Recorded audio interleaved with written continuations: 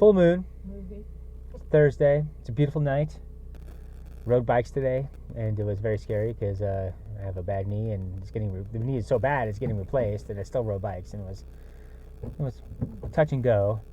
All that is better than Furiosa. Wow, really? Reminds me of Mulan. Wow. A beautiful meh. Aww. I didn't know how you felt. This is kind of a first reaction out of you. Yeah. No, I was highly disappointed. Why? Why were you disappointed? I think the execution was lacking. I think They mailed it the in? intensity of Road Warrior and the intensity of Fury Road were lacking here. It reminded me a lot of Mad Max and a little bit of Beyond Thunderdome, a lot of slower parts and disjointed story. I thought the action was definitely not on par with Fury Road. Like yeah. The sequences with the car battles, the road battles. Yeah. It's like, Like they mailed it in. They had all these motorcycles and everything, and most of them had brand new parts on them. I'm like, You know what I felt like they did? I remember by the time the maybe fourth or fifth flying thing came in, I'm like, yeah. I'm like, I think you're overusing the oh, look at things with wings and they're coming from above. I'm like, what are you doing? Yeah, I think the story is fine. Anya Taylor-Joy is, fine because the movie's just fine. If she was great, the movie would be great. But she wasn't bad in any way. And the story was the best part. But it was the execution of that story. It's like, After watching Fury Road last night, and then watching this one, you can see, oh man. Yeah.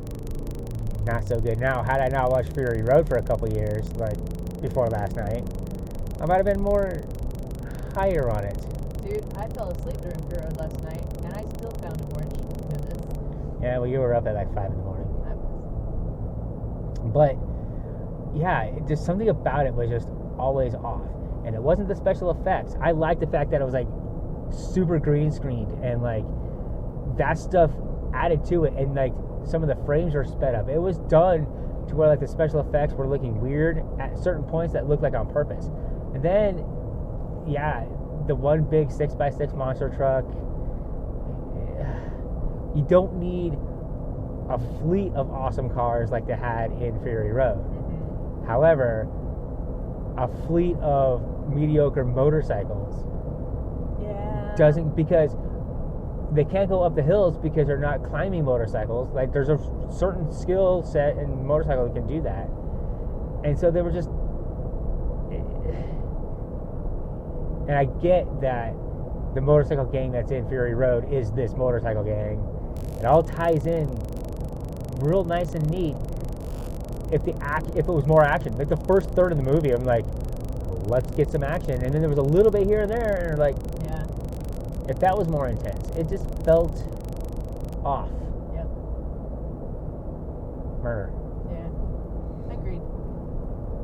Yeah, Fury Road. And I've been seeing tens and, praise for this movie. Maybe if I had never seen a Mad Max movie ever, I might have been into this. Yeah. No, I agree. I mean, I think if you do watch the two back-to-back Fury Road, and this is supposed to be the immediate precursor before that, Yeah. Yeah, I don't know. I know it felt, as somebody who's, and we talked about this today, I have not seen the initial movies of Mad Max. I haven't seen whatever the one Tina Turner's in. Beyond Thunderdome. Yeah, I haven't seen that one. So I haven't seen Mad Max, haven't seen Road Warrior, haven't seen Beyond Thunderdome. I've only seen Fury Road. So as I would say, not fan of the franchise, I still found Fury Road compelling. This didn't feel that compelling to me. Yeah. There was really no high stakes. It was like a movie of exposition with a little bit of phoned in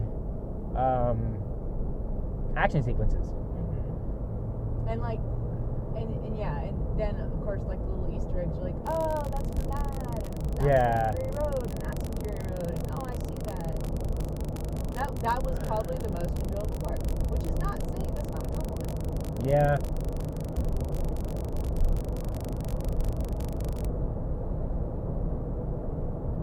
I mean, Chris Hemsworth's performance was good. Yeah. Anya Taylor-Joy was good, I guess. You know, but just something was off. And the fact that it had Erectus, he dies in Fury Road. He's all fat in this one because he's 7 years older and not a bodybuilder anymore. Yeah. So it's like, man, it just kind of pulled me out of it. But I know that these movies aren't, full continuity. They're not a part 1, 2, and 3. Like, right. They're all their own stories in that world. And, the whole mythologizing, the whole tree thing at the end. Full spoilers. Kind of hints at that. It's like, okay, this isn't stuff that really happens. This is the legend that grew out of what did happen. Like, literally grew. Right. But the execution of this movie just wasn't as intense as the other one. No. As Fury Road. And the sound wasn't that's good in the theater. It didn't sound so good.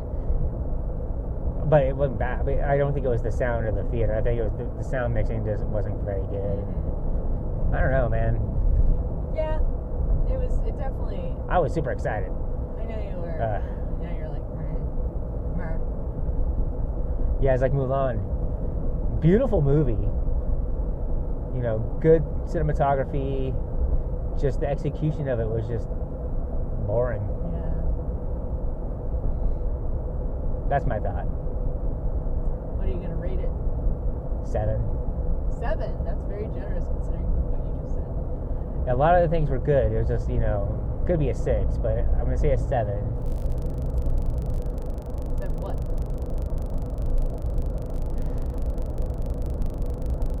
Two-stroke hands. 7 two-stroke hands? That's correct. Okay. I don't get the reference. It's a little two-stroke engine that she uses for her hand. Oh, okay. Interesting.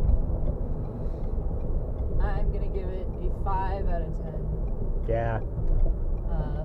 Bells in the hair. I wasn't bored all the way through until it was over. I'm like, oh, they never got to the real good climax. Yeah. No, you're right. Like even the moment that is supposed to be a climax is her face off with him. Yeah. She rips Immortan Joe's face off with her mechanical arm. Mm-hmm. There was nothing like that. There was some gore and stuff, and people going under. A lot of people going under.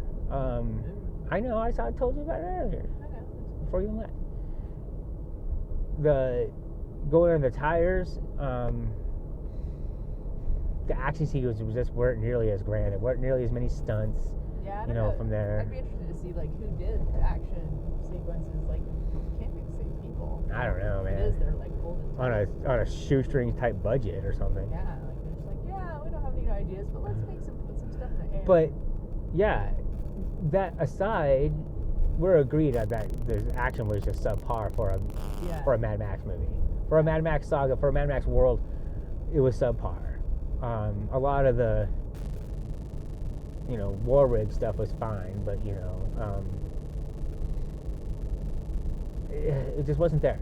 When she was underneath and the thing catches fire, it wasn't tense. It was like, all right, because she survives. Mm-hmm. So it's like, that took away from it as well.